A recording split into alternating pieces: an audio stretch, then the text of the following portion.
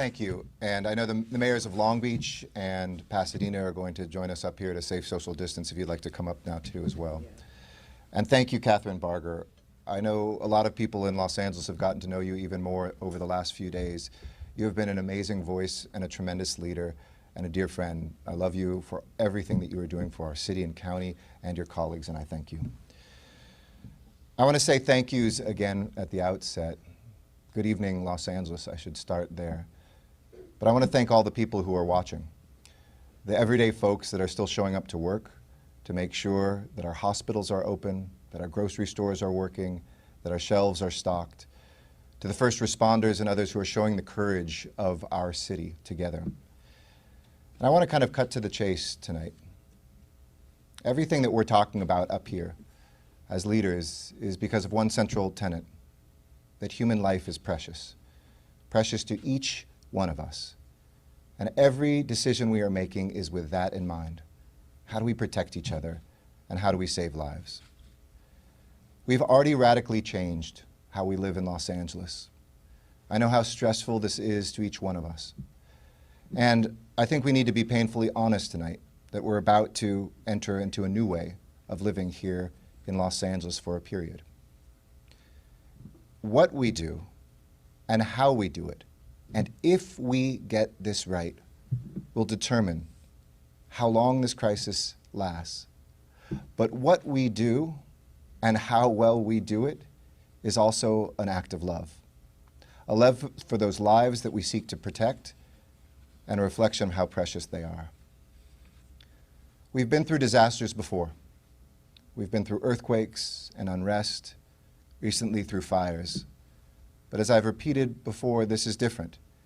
It's not just the incredibly brave men and women who are first responders.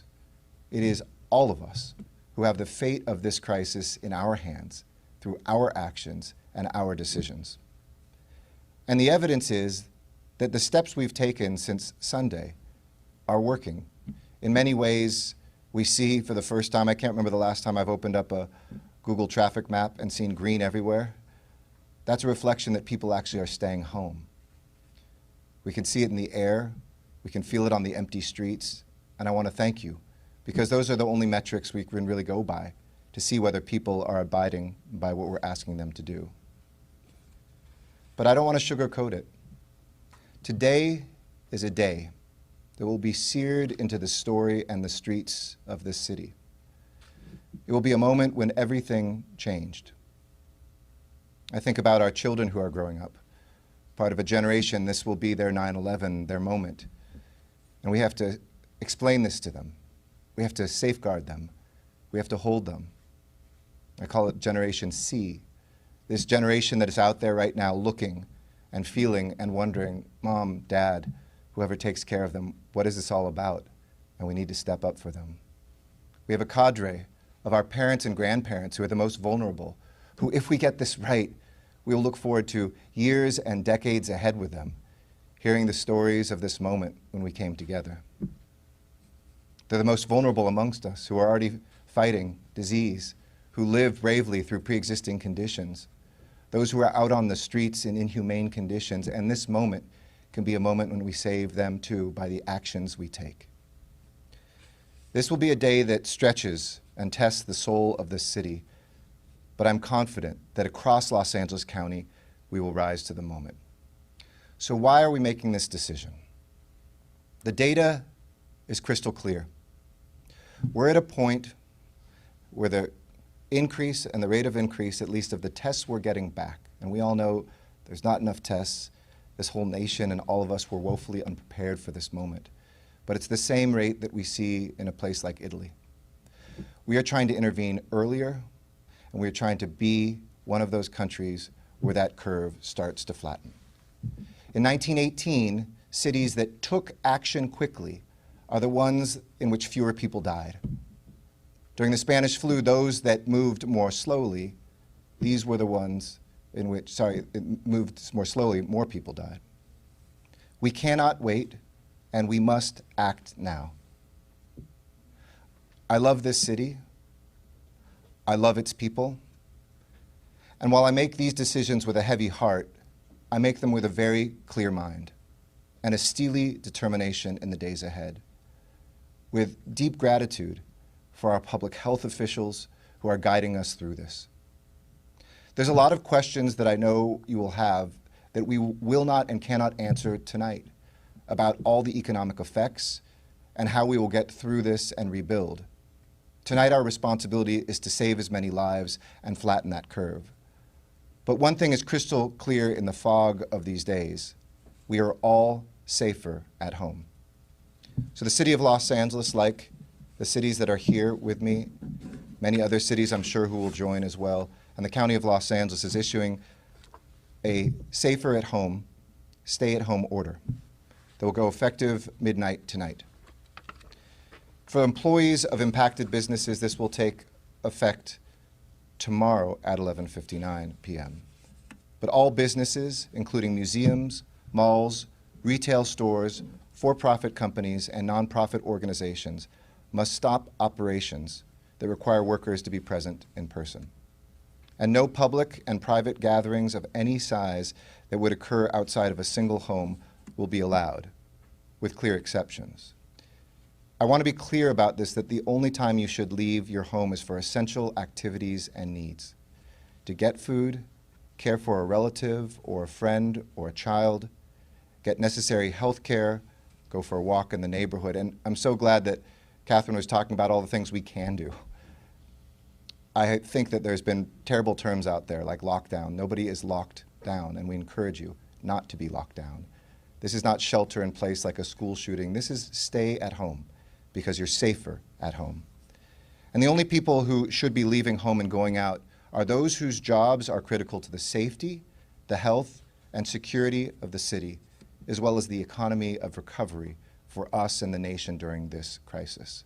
Emergency personnel, first responders, government employees, medical professionals, and vital infrastructure workers will be able to continue their jobs, but they need to exercise the social distancing that can save their lives whenever and wherever possible.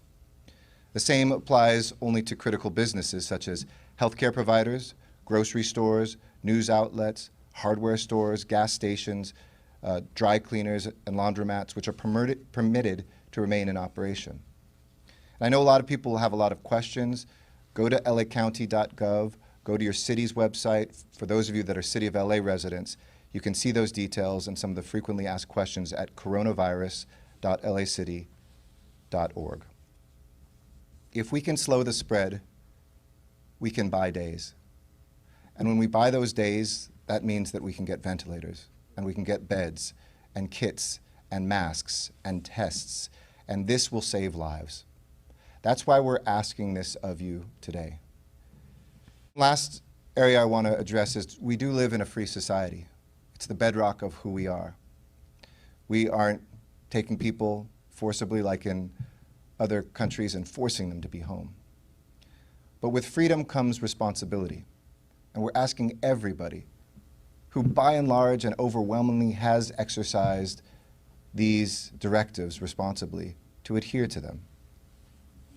The young and healthy, you're not exempt, you're safer at home. If you're less young and less healthy, you're absolutely safer at home. It's not a time to go to the beach in big groups, to take the whole family to go to the market, to get together with gatherings with friends. This is not the time. And we don't take these steps lightly, but we take them firmly. This is an act of love for the city that we love. This is LA love. There's no ands, ifs, or buts. This is an order. But one last thing, too, is this is not some sort of alien invader. This is no racism or xenophobia can change what this is. This is not a military war that we are at. This is a health emergency. We're not attacking each other. In fact, crime is down and acts of generosity are up. And our fates are in our own hands. How can I get what I need, the minimum, while still staying 6 feet apart from as many people as possible? This is an exceptional city, but we can't wish this away. Even if we're earlier in this than other places, there's no magic moat around us. It's going to be the same everywhere, and those that act quickly have a chance at being protected more than those that don't. The city will continue to operate, the lights will be on, The water will still come out of the tap. People won't lose their housing. They won't get kicked out of their businesses. LAUSD will continue to feed, and thank you to LAUSD and other school districts that are distributing food. But this is not a request, this is an order. But I've always told my team, do everything in your hearts with everything that we do to lead with love. In Los Angeles, this is our moment to lead with love and to protect those lives that mean everything to us. May God and the Spirit of strength lead us through these days.